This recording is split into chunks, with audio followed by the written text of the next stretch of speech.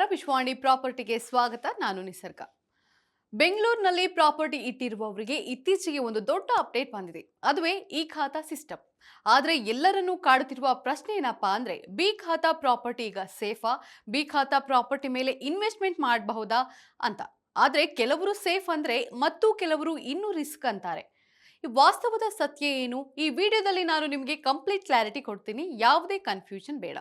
ಮೊದಲಿಗೆ ಈ ಖಾತಾ ಅಂದ್ರೇನು ತಿಳಿಯೋಣ ಬನ್ನಿ. ಖಾತಾ ಅಂದರೆ ಪ್ರಾಪರ್ಟಿಯ ಒಂದು ಐಡೆಂಟಿಟಿ. ನಿಮ್ಮ ಪ್ರಾಪರ್ಟಿ ಬಿಬಿಎಂಪಿ ದಾಖಲೆಗಳಲ್ಲಿ ಇದೆಯಾ ಇಲ್ಲವಾ ಅನ್ನೋದನ್ನ ತೋರಿಸುವ ಮಹತ್ವದ ದಾಖಲೆಯಾಗಿದೆ. ಖಾತಾದಲ್ಲಿ ಏನೆಲ್ಲ ಇರುತ್ತದೆ ಅಂದ್ರೆ, ಮಾಲೀಕರ ಹೆಸರು, ಪ್ರಾಪರ್ಟಿ ಉದ್ದ ಅಗಲ ವಿವರ, ತೆರಿಗೆ ಪಾವತಿಯ ವಿವರ ಎಲ್ಲವನ್ನೂ ಇರುತ್ತೆ. ಅಂದಹಾಗೆ ಖಾತಾ ಇಲ್ಲ ಅಂದ್ರೆ ಟ್ಯಾಕ್ಸ್ ಕಟ್ಟುವುದು ಸಮಸ್ಯೆ ಆಗಬಹುದು, ಮರುಮಾರಾಟ ಕಷ್ಟ ಆಗತ್ತೆ, ಬ್ಯಾಂಕ್ ಲೋನ್ ಸಿಗೋದಿಲ್ಲ. ಸರಳವಾಗಿ ಹೇಳ್ಬೇಕಂದ್ರೆ ಖಾತಾ ಅಂದ್ರೆ ಪ್ರಾಪರ್ಟಿಯ ಕಾನೂನಾತ್ಮಕ ದಾಖಲೆ ಆಗಿರುತ್ತೆ. ಈಗ ಎ ಖಾತಾ ಮತ್ತು ಬಿ ಖಾತಾ ಬಗ್ಗೆ ನೋಡೋಣ ಬನ್ನಿ. ಎ ಖಾತಾ ಅಂದ್ರೆ ಸಂಪೂರ್ಣ ಲೀಗಲ್ ಪ್ರಾಪರ್ಟಿ, ಎಲ್ಲಾ ಅಪ್ರೂವಲ್ಸ್ ಕ್ಲಿಯರ್, ಬ್ಯಾಂಕ್ ಲೋನ್ ಸುಲಭವಾಗುತ್ತೆ, ಮರುಮಾರಾಟಕ್ಕೆ ಉತ್ತಮ ಬೆಲೆ ಸಿಗುತ್ತೆ. ಇನ್ನು ಬಿ ಖಾತಾ ಅಂದ್ರೆ ಇದು ಇಲ್ಲೀಗಲ್ ಪ್ರಾಪರ್ಟಿ ಅಲ್ಲ, ಆದ್ರೆ ಸರಿಯಾಗಿ ನಿರ್ವಹಿಸದ ಪ್ರಾಪರ್ಟಿ ಆಗಿರುತ್ತದೆ. ಅಂದ್ರೆ ಲೇಔಟ್ ಅಪ್ರೂವಲ್ ಇಲ್ಲದಿರಬಹುದು, ಡಿವಿಯೇಷನ್ ಸಮಸ್ಯೆ ಇರಬಹುದು, ಬಿಬಿಎಂಪಿ ದಾಖಲೆಗಳಲ್ಲಿ ತಾತ್ಕಾಲಿಕ ಎಂಟ್ರಿ, ಹೀಗಾಗಿ ರಿಸ್ಕ್ ಲೆವೆಲ್ ಜಾಸ್ತಿ ಇರುತ್ತೆ. ಉದಾಹರಣೆಗೆ ಲೇಔಟ್ ಅಪ್ರೂವಲ್ ಇಲ್ಲದೆ ಸೈಟ್ ತೆಗೆದುಕೊಂಡ್ರೆ ಅದು ಬಿ ಖಾತಾ ಆಗಬಹುದು. ಇದೇ ಗೊಂದಲದ ಮೂಲ. ಇನ್ನು ಈ ಖಾತಾ ಅಂದ್ರೆ ಏನು ಹೇಳ್ತೀನಿ ಕೇಳಿ. ಈ ಖಾತಾ ಅಂದ್ರೆ ಎಲೆಕ್ಟ್ರಾನಿಕ್ ಖಾತಾ. ಪ್ರಾಪರ್ಟಿ ದಾಖಲೆಗಳನ್ನ ಡಿಜಿಟಲೀಕರಣ ಮಾಡೋದು. ಬಿಬಿಎಂಪಿ ಎಲ್ಲಾ ಪ್ರಾಪರ್ಟಿ ದಾಖಲೆಗಳನ್ನ ಡಿಜಿಟಲೀಕರಣ ಮಾಡ್ತಾ ಇದೆ. ಈಗ ಎಲ್ಲಾ ವಿವರ ಆನ್ಲೈನ್ ನಲ್ಲಿ ಲಭ್ಯವಿರುತ್ತೆ. ಮಾಲೀಕರ ವಿವರ, ತೆರಿಗೆ ಪಾವತಿ ವಿವರ, ಪ್ರಾಪರ್ಟಿಯ ಪೂರ್ವಾಪರ ಎಲ್ಲದರ ಮಾಹಿತಿ ಈ ಖಾತಾ ನೀಡುತ್ತೆ. ಇನ್ನು ಈ ಖಾತಾದ ಲಾಭವೇನು?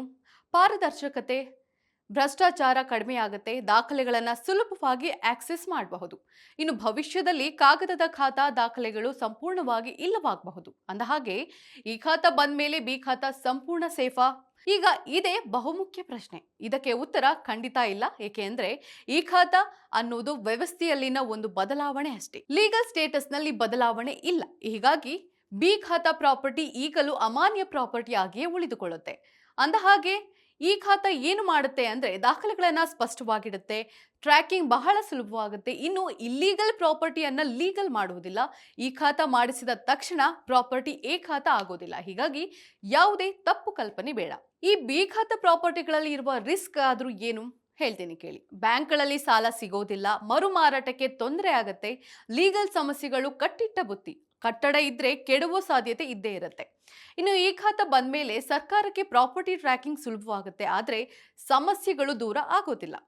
ಇನ್ನು ಬಿ ಖಾತಾ ಪ್ರಾಪರ್ಟಿಗಳ ಮೇಲೆ ಇನ್ವೆಸ್ಟ್ಮೆಂಟ್ ಮಾಡಬಹುದಾ ಹೇಳ್ತೀನಿ ಕೇಳಿ. ಬಜೆಟ್ ಕಡಿಮೆ ಇದ್ದವರಿಗೆ ಈ ಆಯ್ಕೆ ಒಳ್ಳೆಯದು. ಶಾರ್ಟ್ ಟರ್ಮ್ ಇನ್ವೆಸ್ಟ್ಮೆಂಟ್ಗೆ ಓಕೆ, ಆದ್ರೆ ಲಾಂಗ್ ಟರ್ಮ್ ಅಲ್ಲಿ ಇದು ಸೇಫ್ ಅಲ್ಲ. ಪ್ರಾಪರ್ಟಿ ಬೆಲೆ ಏರಿಕೆ ಕೂಡ ಖಾತ್ರಿ ಇಲ್ಲ.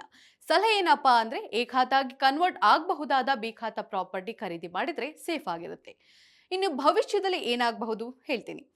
ಮುಂದಿನ ದಿನಗಳಲ್ಲಿ ಬಿ ಖಾತಾ ಪ್ರಾಪರ್ಟಿಗಳ ಕಡೆಗೆ ಸರ್ಕಾರ ಕಟ್ಟುನಿಟ್ಟಿನ ಕ್ರಮ ತೆಗೆದುಕೊಳ್ಳಬಹುದು. ಇಲ್ಲೀಗಲ್ ಪ್ರಾಪರ್ಟಿಗಳ ವಿರುದ್ಧ ದಂಡ ಹಾಕಬಹುದು. ಈ ಖಾತಾ ಡೇಟಾ ಬಳಕೆ ಆಡಿಟ್ ಮಾಡಬಹುದು. ಇದರಿಂದ ಸುರಕ್ಷಿತ ಪ್ರಾಪರ್ಟಿಗಳ ಬೆಲೆ ಹೆಚ್ಚಾಗುತ್ತೆ.